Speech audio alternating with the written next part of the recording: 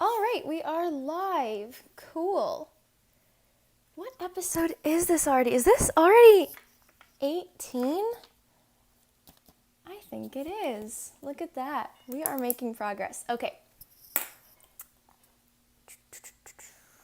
All right. Hey, you guys. Welcome back to Conversations with Allieetoile.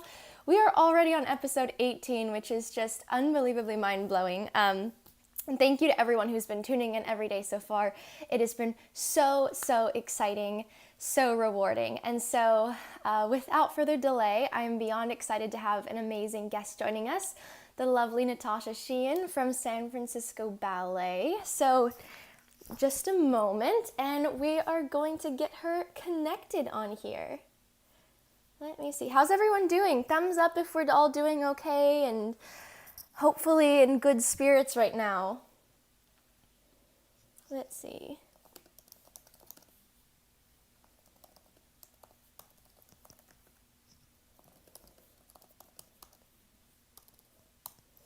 Okay. Where is she? Tippy toe girl. Oh, thank you guys for the thumbs up. I'm so glad to hear that everyone's doing okay. Ah, there she is. Okay. Let's join. There she is. Okay. Let's see. Connecting. 1 second, just connecting. No, you're good. You're good. Alrighty. Is it working? It looks like you've got some beautiful sunshine behind you. Oh, Working? there she is. Yeah. Oh, good. Hey, Natasha, how are you? Morning. Good morning to you. I'm good. How are you? I'm doing good. Well, welcome to Conversations with Allieetoile. I'm so excited to have you on here today, and I'm beyond excited for our conversation. Me too. Well, to start, obviously it goes without saying, I'm a big fan of yours and absolutely just inspired with what you've been doing on your Instagram the past few weeks and showing everyone a bit of your new routine now that we're all kind of at home in quarantine. But I want to pass the mic to you for a few moments and allow you to introduce yourself, talk about what you're doing and where you're dancing. Okay, so good morning, everyone. Happy, is it Tuesday today? Yeah. I know with this quarantine, I've like seriously lost track of the days. It's been very interesting. For sure.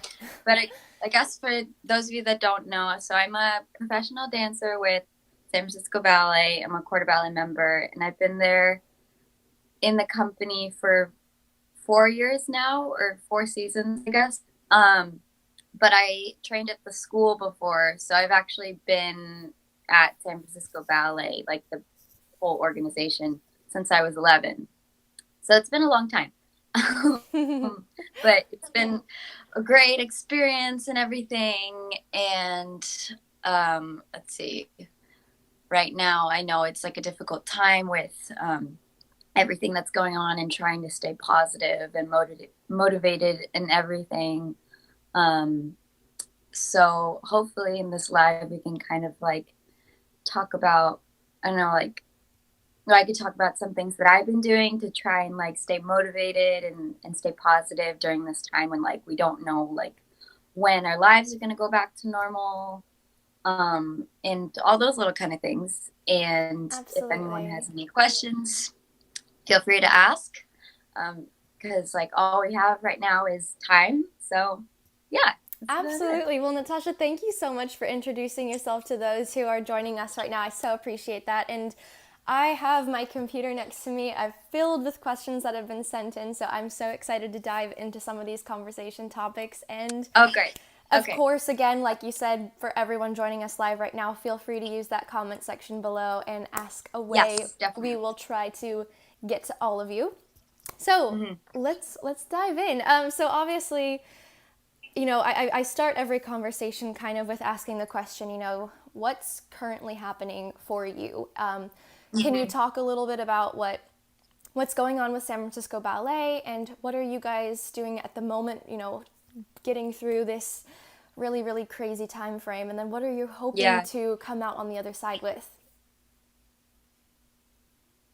Well, so currently, right now, this whole pandemic kind of started like right when we were in the middle of our performing season. Mm-hmm. So I think because the way our season works, so we perform from January until May, and so I think we got to like we have 8 programs that we perform from January until May, and we had to cancel like we got to like mid season and we had to cancel all the rest of them. So that Yeah. was just kind of, I remember like the first day that was like the official like shelter in place. It kind of didn't hit me that like my season was officially over until like a few days after. Because with the way that our season works at San Francisco Ballet is we start work in July and then we rehearse all the ballets that we're going to perform for performing season in January and May till May, um, from July until Nutcracker time, which is like December. So throughout those months, we're just rehearsing the ballets, not performing or anything. Sure. So when we finally got to the performing season and the when we found out that they had to cancel the rest of the season, it just was kind of hard to believe that we spent all those months rehearsing these ballets. Like, luckily, some of them that will get to perform the next season, but some of them that won't ever get to be like seen again on the stage. So that was Yeah. kind of hard to kind of grasp, I guess, that like, oh, that's too bad. Um, so, and then right now, luckily, it's been so nice with like the whole dance community has kind of come together over like social media, and like I've been able to take class via the Zoom video meeting. So that's been Mm-hmm. really nice to Yeah. have like a little bit of normalcy. And it's, I don't know, for me at least, it's really nice taking class with other, like seeing other dancers taking class, because then it like keeps me motivated, and it's nice like seeing familiar faces. And For then also sure. through one of our fellow dancers, he's organized this whole thing, Diego Cruz, worldwide ballet class. So it's been really nice to like get to take class from different dancers who I haven't had a chance to take class from before, and also get to see dancers from different companies, and like kind of having us all come together. So that's been like really amazing, and I've been so Definitely. like grateful for that. And I don't know, it's really nice having like a sense of community during this time. So that's been really nice. But currently, right now, I think San Francisco Ballet has been trying to come up with little projects, doing whatever we can to kind of like still um, keep like our audiences engaged, For sure. and Yeah. anything kind of really during this time, because for normal people, it's a lot easier for them to work from home, but for dancers, it's, you know, it's kind of impossible to do our job from home. Yeah. So I guess they're kind Absolutely. of doing what they can, but I think they've been handling it pretty well, and we've been having like lots of meetings with our AGMA union and everything, and like it's been nice to have like a lot of communication during this time, because it's, you know, it's difficult, but It is, and I think we're all in communication. it together. So Oh, for sure, for sure. Communicating is yeah. what, for me, has been the most helpful thing because, again, I Hmm.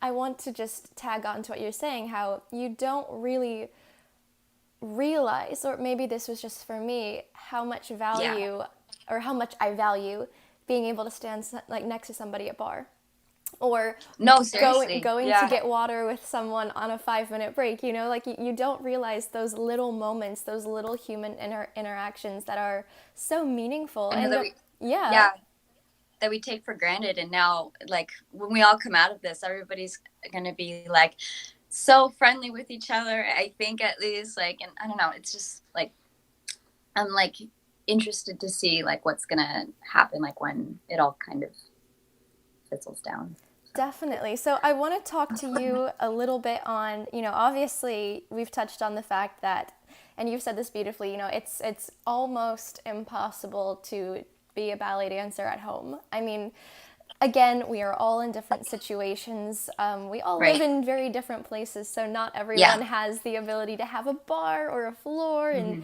everyone's dealing with that differently. But I want to talk about something that we're all dealing with collectively. And of course, while the physical element is a big challenge, I think the mental component to this is really going to be something that Definitely. mental health already is something that we don't really address nearly as much as we should within our industry. And I think that now is only a Yeah. time where this adversity is really bringing out the character in a lot of people. And so, my question for you is really, obviously, ballet is already a short career if we're looking on a time frame, for the physical part, how does this affect you mentally knowing that this isn't a choice to take off time of our career? Obviously we go through things like injuries, that's time off, personal leave, that's time off, but this is something that just nobody asked for. So how are you Mm. processing that? Well, I think how I've been processing it is, well, like I was kind of talking about, like taking the Zoom classes is kind of like helped me stay motivated. But I will admit there are some days where it's like really hard to, like, I don't know, like keep doing like the same thing every day and like trying to, I don't know, it's I find like, I don't know, when you can like seek as much inspiration as you can, like during this time right now. And like, it's important, of course, to like read the news and everything, but also like, it's good to like sometimes look at the positives, because if you're always like negative Nelly, it's just gonna like make you feel worse and make your anxiety worse and everything. So I've just been trying to like find the little things in life to enjoy, whether it's just like, well, the one nice thing is because of this, I've been able to spend a lot more time with my family, and like been trying to like reconnect with all of them, and like Yeah, we've been able to go on like walks and everything, and we've created like also what's been really helping is kind of, since our routines have all been kind of like thrown away right now, so I've been trying to create like a new daily routine, and like trying to come up with little things always do every day, because I find like for me at least, like keeping a regular routine and a schedule like keeps me going. So like one thing that my family, we've started is we always like do everything that we need to do during the day, but then at a certain point, then we all like get together and we have like our family movie night. So that's been really nice. But yeah, little things like that, just finding like little things to appreciate and find joy. And it's cheesy, but like for me at least, it helps a lot during this time. Um, definitely. and yeah, it's been like nice in a way to like take a step like away from the ballet world, because sometimes with like work stress and everything, it can get very overwhelming. So it's been nice to kind of use this time to focus on myself and like heal like little injuries and everything that like you don't really have as much time to do during the season and such. And also I'm still I'm doing the LEAP program through St. Mary's College, so it's been really nice to have time to um, devote myself and like have time to really study and everything. So there's obviously a lot of disadvantages with the situation, but I've found a lot of advantages as well. So that's Definitely. been No, I one love nice I thing. love that you've mentioned too, it gives you time to find balance, and it gives you time to find an opportunity to pursue something, whether it's academics or just Yeah, family time, something other than ballet. yeah, And I think it's healthy because I think that sometimes in the ballet world, students, even professionals, get caught up in this mindset where it's just ballet at work, and then when you go home, what you do at home affects what you do at ballet tomorrow, which exactly. which is very valid and it is very true. But oftentimes we get in this ballet bubble per Hmm. se, and it's hard to get out of that. And I think that being a human, being Allie the person, Natasha the person, Hmm. contributes to when we're Allie the ballerina, No, Natasha it's the so true. ballerina. So I love that you mentioned that. And it's interesting because someone just sent me in a question here, and they basically said, obviously, to do what we do professionally, you have to be dedicated. You have to give it 150% when you're in those Right. training years. But is it healthy and is it important to be able to do things outside of that as well? Oh, for sure. If not more so sometimes. I find like it really helps like keep you sane.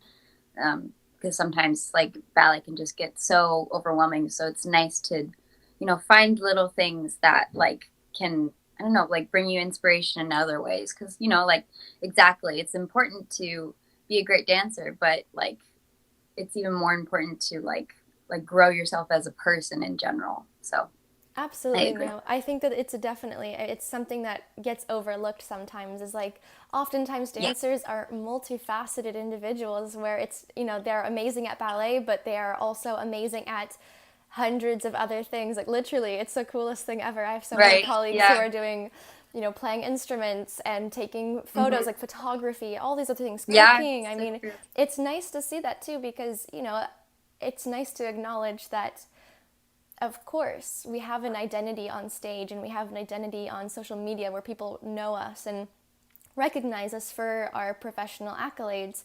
But Right. it's nice to be able to sometimes step aside from that and say, okay, well, who are we when we're not dancing? And this is a great Hmm. opportunity where if you don't know the answer to that question yet, discover things, try things, see what inspires you and motivates you. And I think that, at least for me personally, that's been one of the greatest things getting me through this time of just kind of waking up and like, what am I going to do now? Because, Exactly. I like having a routine, but I also like having something new or something different to look forward to each day. Exactly. So I Yeah. think giving yourself a variety is healthy as well.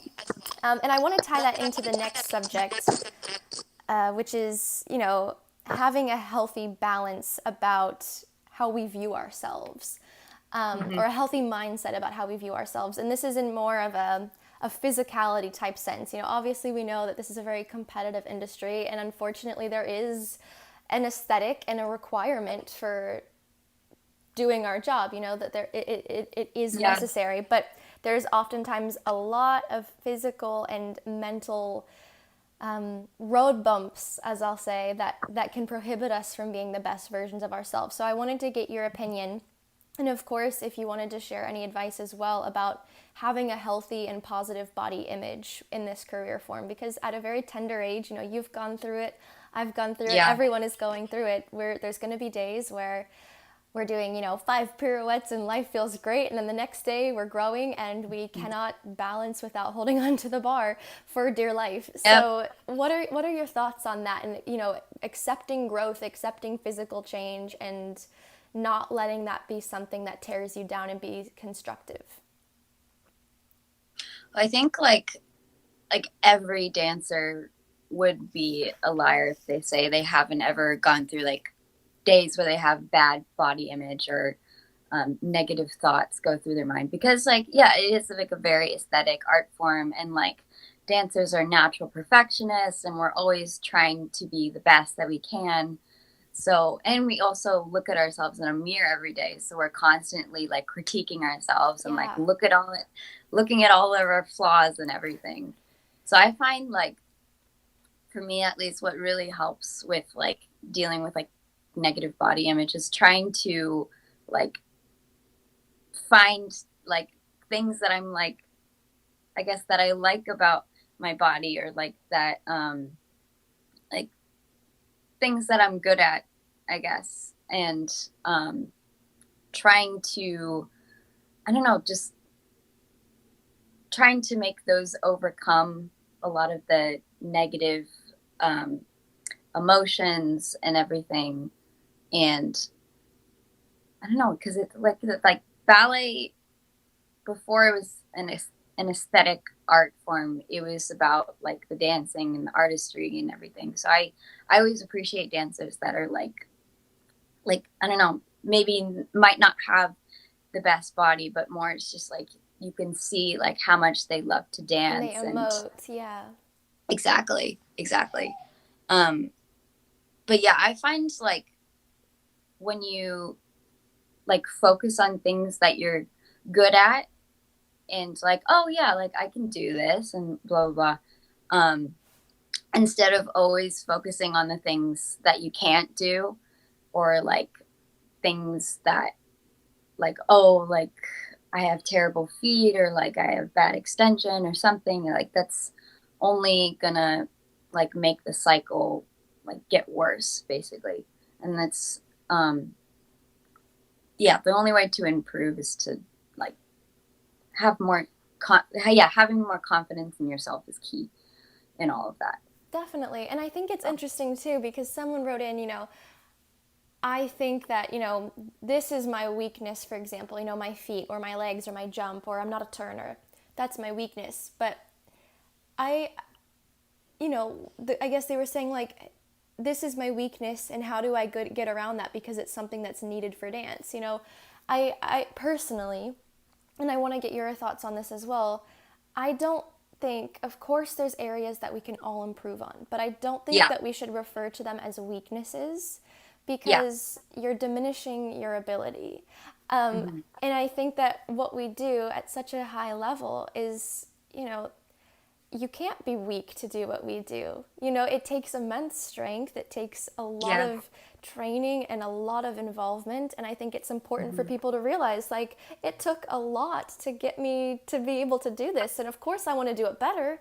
But what I'm doing right now it's clearly working, in some small way. We can always make it better. But I think it's important to have a mindset that don't diminish your ability, because the minute you tell yourself it's not good enough, the minute you tell yourself that this isn't as good as someone next to me, then you're already putting yourself at a disadvantage. You're already putting yourself in a place where your Yeah. mind is negative and you're down about that. So the next time you're Hmm. doing that, you're setting yourself up for knowing that, well, it's not the way I want it, and that's okay. And I think the Yeah. mindset to be successful is, it's not where I want it to be, but I can get it Hmm. there. Exactly.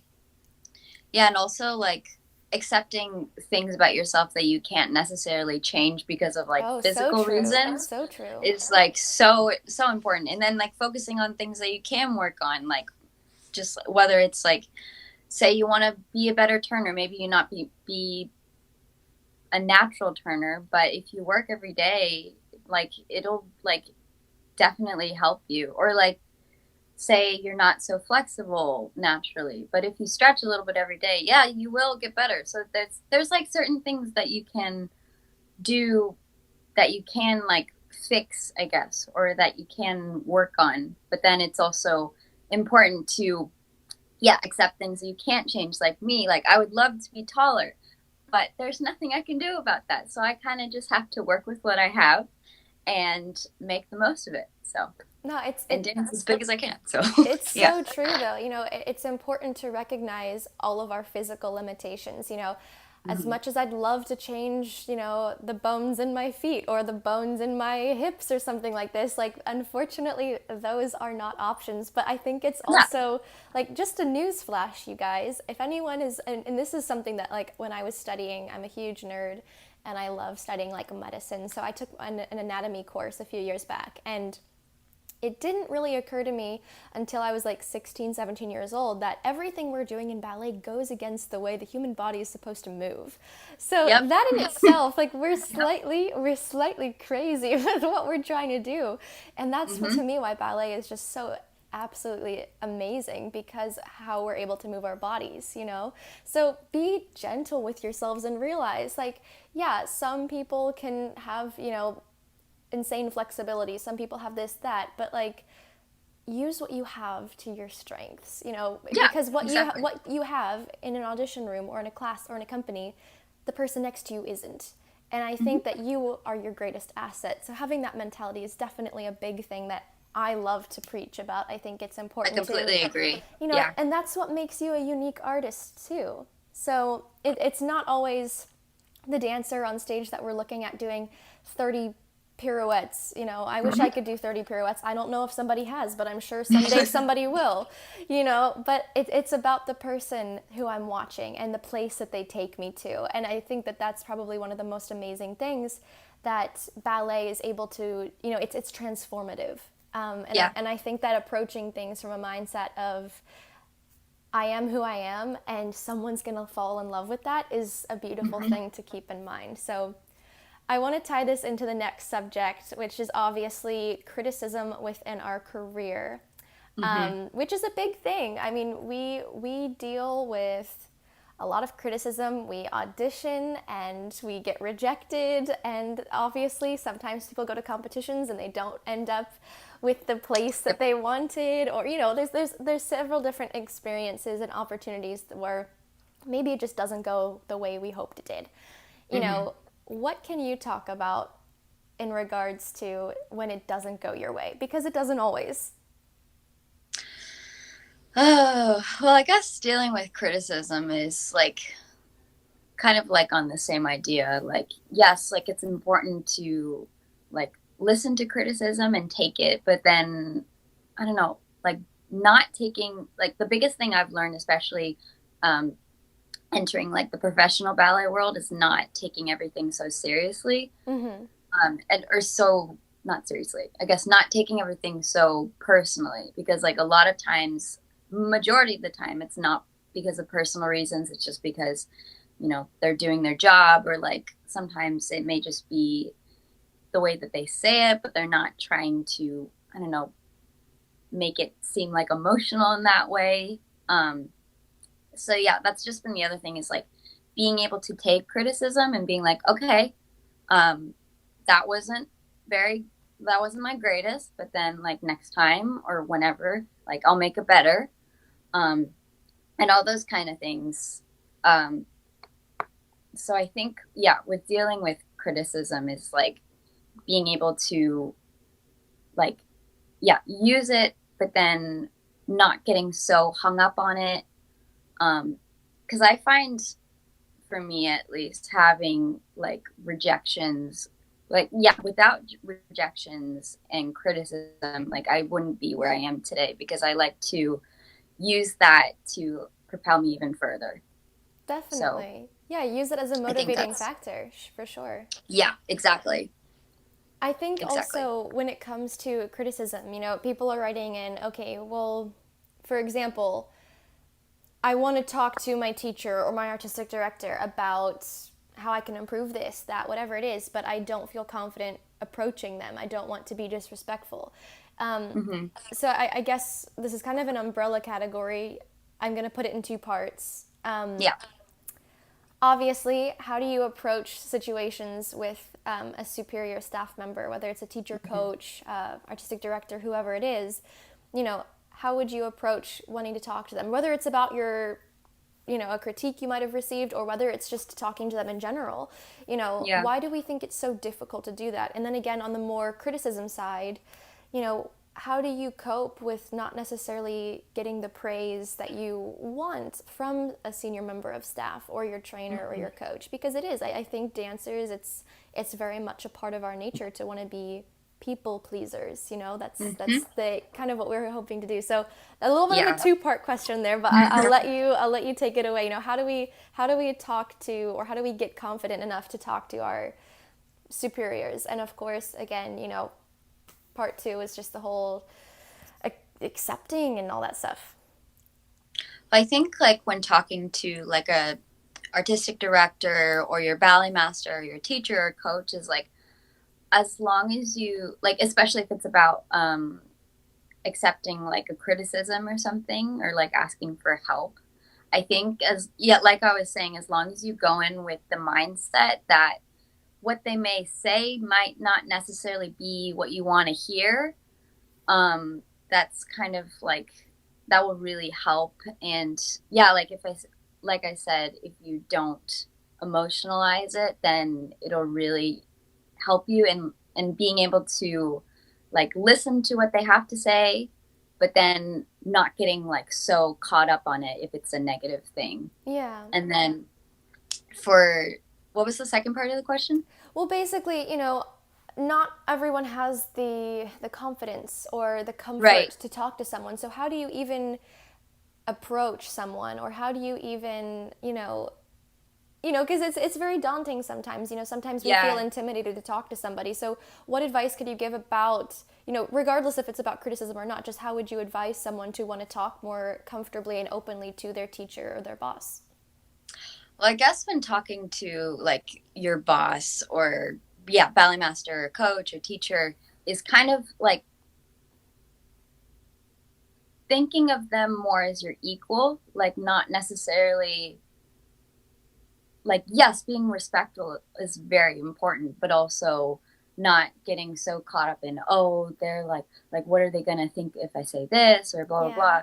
So I think that's what's really helped me is you kind of just like talk to them like you're talking to any person really, or like you're talk to them the same way in a respectful way to like a coworker or something. That's what I found is like really helped me when talking to someone that's more superior than me, is always like being respectful and like polite and everything, but then also, just talking to them like, like everybody wakes up at the same time in the morning and everybody like has breakfast and they all go to the bathroom, they're just like a normal person. And the more you can remember that they're like basically the same as you in that sense, I find that's what's really helped me when talking to like a superior in my workplace. So, And I also think it's amazingly important to point out that most artistic directors and most ballet masters, actually pretty much everyone, I don't think they'd be in that position if they haven't had this as a prerequisite, but they have gone through this whole journey, pre-professional exactly, to professional to administrator, at some point in their careers. So they exactly. have lived exactly what we're living right now. And I think it's important to Hmm. realize that they're in that position because they are someone who woke up one day and said, yeah, I want to help this person get to a place in their career that I did. So I think looking at it from that point as well definitely makes it a bit more daunting. So hopefully that helps for some people. Yeah. A lot of people have been sending in questions and comments. Someone asked, can we save this live? In case you guys didn't know, I do have a YouTube channel and I have been recording all of the conversations. So if you guys missed a part of this or aren't able to watch the rest of it, this whole episode is going to be on the allieetoile YouTube very soon. So don't panic. And then also, someone wrote in, can you talk about your journeys to becoming professional and how that transition was? Okay, well, obviously, Natasha, I'm going to let you start this one out. Can you talk a little bit about what that was like transitioning from student to professional? And you had a very different experience than I did with going up through a school system and then joining a Hmm. company. So I'd love to hear your thoughts on that. So for me, I think joining, like going from being a ballet student to a professional dancer was like a huge wake up call for me, at least when I came in, because one of the biggest things that I learned, especially my first year, is that in the school you always have like a teacher or a coach or like someone who's like always watching you and critiquing you and like fixing you and giving you corrections and everything. But then once you join a company, you're kind of on your own, and like there's not really, I mean, you have like ballet masters like who will like during rehearsals, like maybe they'll give you like a couple corrections, but like at this point they kind of, I don't know, it's kind of expected of you to kind of just, be ready to do whatever is asked of you. And so I think the biggest thing that I learned, especially in my first year as a professional ballet dancer, is that you kind of have to do like a lot of self correction on your own. And whether that means like spending extra time on yourself and like going into a studio and working on things that you need to work on your own. And one of the biggest things that was very different was that if I needed to um, rehearse for a ballet, a lot of times what I would do before the first rehearsal, I would watch a video of the ballet to kind of just, especially if it was a new ballet, to kind of get a sense of like what the dancing is going to be like, what the Yeah. music's like, well, like kind of what to expect. Doing your Really helps. homework, yeah. Exactly. Like, yeah, doing your ballet homework really helps. And I highly recommend it, like throughout, like no matter like what ranking you are, it definitely helps in many forms. And especially like when I had to prepare for a bigger role, I would spend even more time like working on myself and watching different videos of people and kind of like piecing off of that. And so, yeah, I find with transitioning is like, um, there, once you join a professional ballet company, there isn't really someone who's going to hold your hand. Yeah, So it's kind of like up to you to basically make yourself as a dancer, pretty much. definitely. No, So that was one. it's an amazing point of Yeah. view, and it's interesting for me because I had a very different, I don't want to say a different experience because I did feel that very much as well, but the biggest thing that really affected me, I did not go to a traditional ballet academy. I had private training my pretty much my entire pre-professional career, so I was used to Right. just being in a studio by myself or maybe with Hmm. one other person, and Yeah. just me and the mirror and my coach, and it was very, I don't want to say isolated, but it was. I was in my own little world and just Hmm. focusing on what I needed to do. And I think that really helped me because I didn't necessarily have all these other people around me to compare myself to or other outside Right. influence. It was just like, let's focus on you. And then when you're ready, we'll put you out there. That was kind of the mentality that my training had at a young age. And that did help me because when I was finally exposed to other people and in a situation where I was around other dancers, I didn't look in the sense of, oh my gosh, am I better than the person next to me? Or is this as good? It was, oh, well, that's different. What can I learn Hmm. from that? So that for me was beneficial. But the bigger thing when I transitioned from student to professional was really the life component. I joined my first Yeah. company, Houston Ballet, when I was 17. Hmm. And I was really just like, wow, this isn't just getting a first time job. This is living on my own, paying for things all by myself, having coworkers who Hmm. have relationships and houses and cars and real like adult life things, and they're managing Yeah. it, and and meanwhile everything is just like way over my head. Like, how do I keep up?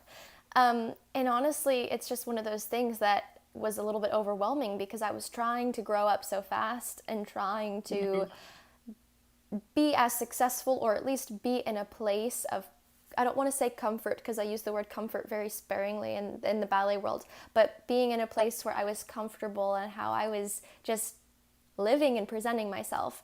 And so that Yeah. was that was a tough pill to swallow too, because I saw how everyone was just thriving and really doing great, and for me it was, I wasn't there yet, and I wasn't okay with not being there. And it Right. wasn't until like my second season where I was like, where I'm at is okay for an 18-year-old. It's really not a bad place at all. And Yeah. when I'm 30, I'm going to be in a completely different place. So, just realizing that where you're at is, one of my favorite quotes. It's not really a quote, it's more of like a definition. And I read Hmm. it in a book one time. My favorite vocabulary word is to bloom. And the definition of that is a beautiful process of becoming. And So true. that spoke volumes to me because throughout your career and throughout your life, you're always continuing to bloom and blossom into the Hmm. person and the artist that you're meant to become. And so having that mentality really kind of slowed my brain down because I was worrying today about the mortgage I'm going to have 10 years from now. Hmm. I was worrying yesterday about the kids I'm going to have and how I'm going to be able to manage my career, and I don't even have a boyfriend. So that my brain was in a place where I was just so worried about getting to these places and not so much about where I am right now, and it's okay. So identifying that at a young age Yeah. really, really helped. And yeah, obviously, again, someone is commenting saying, how do you deal with looking at others? And I want to tie this into my next topic a little bit, which is like more social media. Hmm. You know, images and perceptions and expectations. I kind of will leave that as the like topic per se. Yeah. You yourself, Tippy Toe Girl, is known across Instagram as one of the coolest ballet accounts. I mean, maybe I'm slightly biased. I don't know, but it's You're true. sweet. You're one of the dancers out there who has a really great following, and I think it's amazing that you're able to speak on a platform and inspire so many students and other professionals. But do you ever feel that social media is sometimes, whether it's for you personally, for others, can it be a positive thing for our careers, or can it be negative sometimes? Because I know that, a lot of people are writing in. I think it's amazing to be able to put things out there and inspire and inform, but it can also be a sense, where some people see what's happening and they're like, I'm not doing that. What's wrong with me? So what's your Yeah. opinion on that, especially being someone who has an amazing platform and a lot of supporters? I think like definitely with social media, there are a lot of positive and negative things that I've found that have come from it. Well, one of the positive things is that, I don't know, it's been so nice to be able to connect with so many dancers and Oh, for people from like sure. all around the world. And I don't know, just like the sense of community is so amazing. And also because of like my following and like the social media community, I've been able to get to work with so many great dancers and different companies and like lots of really amazing collaborations and everything. And it's kind of like social media is a great way to get exposure to like other ballet companies and Definitely, I don't know, yeah. like different types of people. And like it's been really nice to become like Instagram friends with a lot of people. Um, but then on the other hand, the negative side is that you're kind of, especially for me, I felt because I have a bigger following, like there's a lot of like expectations. And like in the past, I used to get so caught up on like always trying to be perfect and always trying to like, I don't know, like be a certain way and like will my followers like take this the wrong way or something. Yeah. And one of the other things is like with having a bigger following, I also had to realize that I can't really share as much personal stuff about myself as I want to. Like I share little bits about my family, but I try not to share too much because I don't want like strangers to like start following my sisters or things like that because I want to keep like that part of my life private. And I think it's important to keep it private for them as well. Um, Definitely. but I think it's like overall, like Instagram has helped me in so many ways in like, I don't know, like knowing like what's important and what's not as important. Yeah. And I don't know, it's been quite a journey, that's for sure. And I've definitely like changed my outlook on it a little bit, like not getting so caught up on things and not, I don't know, not over focusing on it, I guess. Yeah.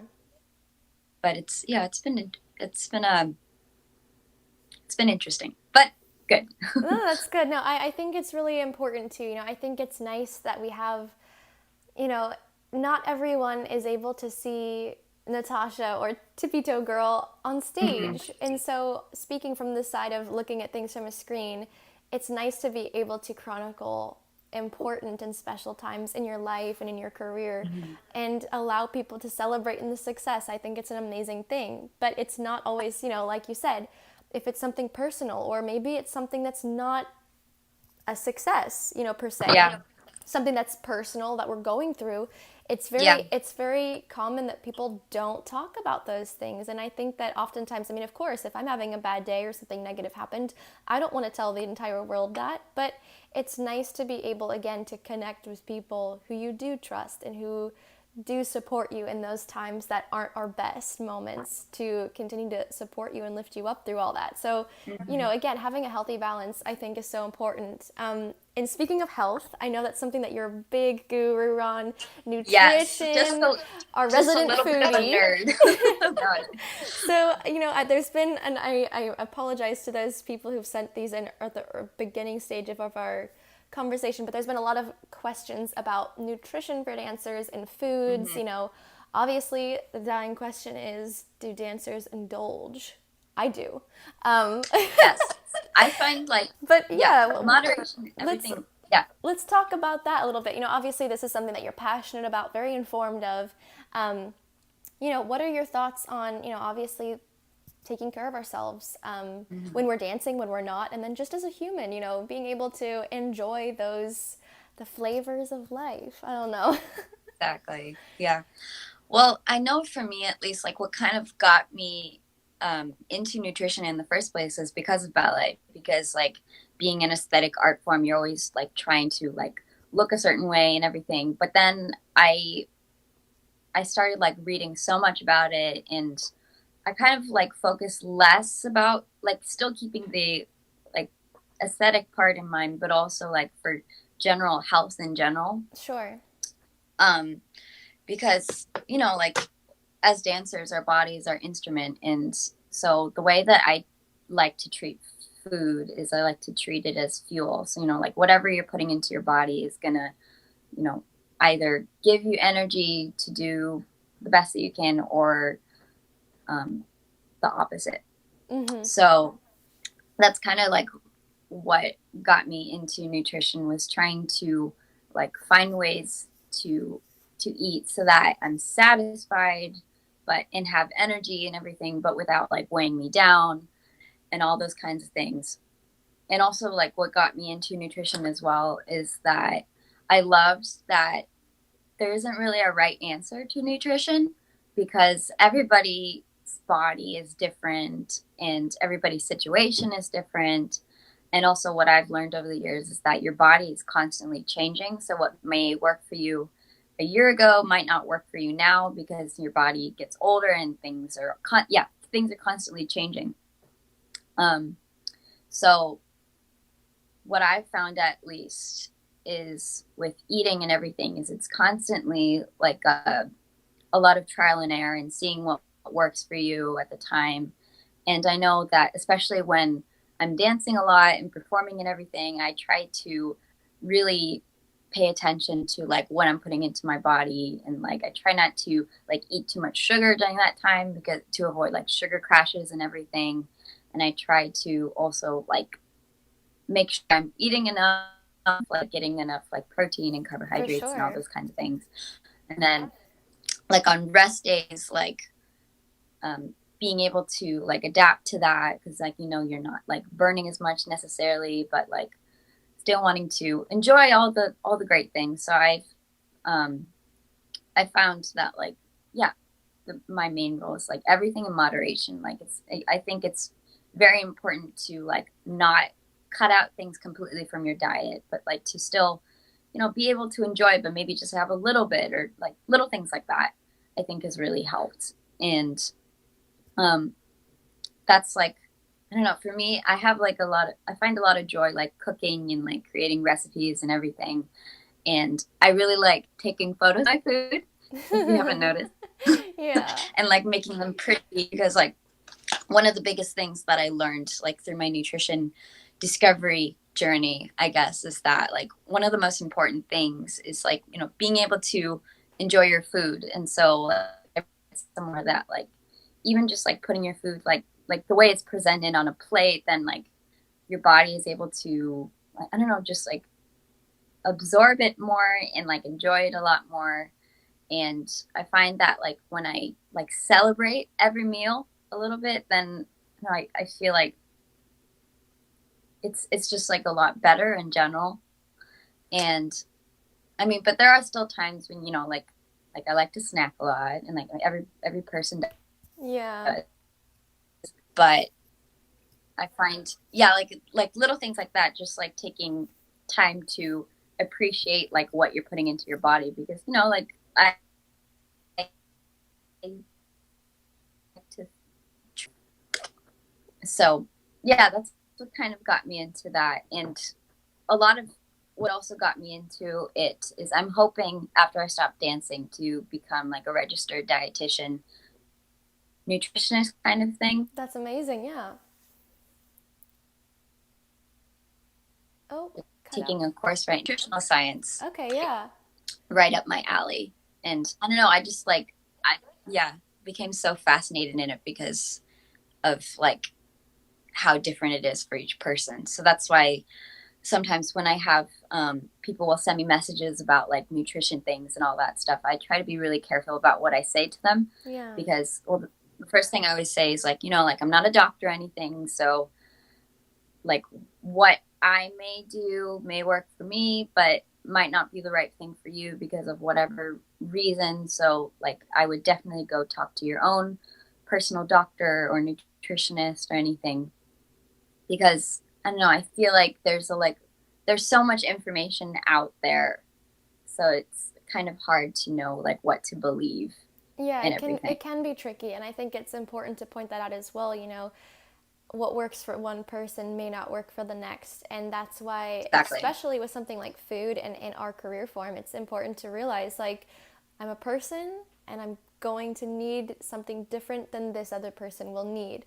Maybe I need more, Right. maybe I need less, and it doesn't Yeah. make you healthier or more unhealthier. It's just a matter of you determining what's going to be successful for you. And I think I love that you say everything in Hmm. moderation, because I think there's a big stigma over dancers can't eat sweets, dancers can't eat this, dancers can't do that. Hmm. And we can't be a dancer without being a person. So, and we're Right. and we're Of athletes. course. We're athletes as well. So, of course, we have an added layer of what we need to do to be successful and perform, but Hmm. we're also people. And that doesn't mean that because we have to fit into a tutu or because we have to be light enough to lift, that you can't also enjoy things when, again, in Hmm. moderation. I love that you put that in there, because I Yeah. think it's very important. Like, people think, all dancers are anorexic or this or that.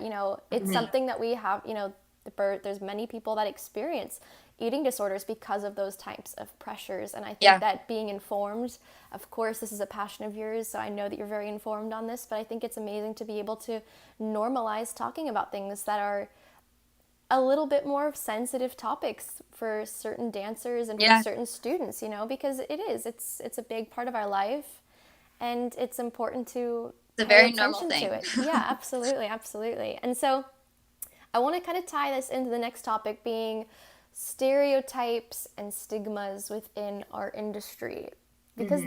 they exist and there's quite a few of them. And I've been asking this question to everyone who's been on my series so far. When we do get back to normal, hopefully sooner rather than later, Hmm. when we get back to normal Yeah. and dancing, everything, what is one thing within the ballet world that you would love to see change, or that you would love to see more attention on, or would Hmm. love to see, would love to see a difference, action being taken? Again, it could be a stigma, stereotype, or just a circumstantial type thing that professional dancers face. I think when we all come out of this, I think is to remember to I don't know, just to try and keep like as much as you can like a healthy mindset in everything, and also I don't know, like with stereotypes, I guess, like not necessarily limiting like certain dancers to certain things. um I don't know, just giving like different dancers different opportunities and things like that. Um, Gosh, I forgot what I was going to say. um, but I think I don't know. I'm interested to see what's going to happen when we come out of this, because especially like I think it'll definitely be a little difficult being in the arts, because like I don't think as many people are going to be coming to see shows necessarily right away, Yeah, yeah. because I don't know, it's for some people it might seem more of like not necessarily a necessity at first, being like I don't know, spending money on extra things like that. But I think Yeah. what people don't realize is that it's our job, so it would really help if we can still get support in that way. So I'm hoping that people will still be able to like come and support the arts, That the even. interest will be there. Yeah, yeah, that's what I'm really hoping, when this comes back to Absolutely. normal. Absolutely. No, I mean, it's true. Like, unfortunately, we don't need dancers as much as we need doctors right now. Right. But it is, it is our career. It is our way of life, as unique Hmm. as it may be to the uninformed eye. But I think it's very important that, people don't devalue artists, and they don't Yes. devalue or diminish what we do, because it is very skilled, it is very very committed, and it's an amazing thing. So I love that. I think that's a great perspective. It's so interesting to hear every day on here a different perspective from so many people. And so Yeah. with that being said, I know there's more questions, and I apologize if we didn't get to everyone's. My computer right now is just like, it's going crazy, but we are just about out of time here. And so with that being said, Natasha, I wanted to thank you so much for being on here. I loved our conversation today. Hopefully everyone watching enjoyed it as well. Thank you so much, Allie. Yeah, I think it's important to talk about these kind of topics that don't necessarily get talked about a lot, Yeah, but for they're sure. very important, I find. So I'm really glad we got to talk too. I love, like, Absolutely. that's been one of the nice things about this quarantine, has been having like a lot of time to like talk about all these kind of things and these kind of topics. So it's been really nice. So I'm very grateful for Oh, the it's thing. my pleasure. Absolutely. No, I think it's been one of the coolest things for me, because I've been able to speak obviously with amazing colleagues, but some dancers who I've crossed paths with and have lost touch with, and being able to reconnect, and Yeah, then being able to talk about things as people, because it is, it's exactly. so important, and if anything, we need this mentally. Like it's nice to put smiles. Hopefully we're putting smiles on somebody's face out Yeah, there right yeah. now. And I want to thank you for being, for contributing your time and your wisdom to this. And for everyone out there watching, if you guys want to learn more about Natasha, if you want to see her, what was it, you sent me your website and your Instagram and all that details, and an artist profile are all on allieetoile.com. And of course, as I mentioned earlier, this episode is going to be available to watch again on the Allieetoile YouTube channel very soon. So Natasha, I wish you continued success and good health, especially right now. And thank you so much for being part of this. And thank you guys to everyone who tuned in today. Yes, thank you so much, Allie, for everything. And thank you so much, you guys, for tuning into this as well. And I hope you Oh, all stay oh, it cut out a safe, little and bit. you too, Allie. Oh, thank you Important. so much. Thank you guys to everyone, and we will see you next time. Bye, Natasha. Take care. See you.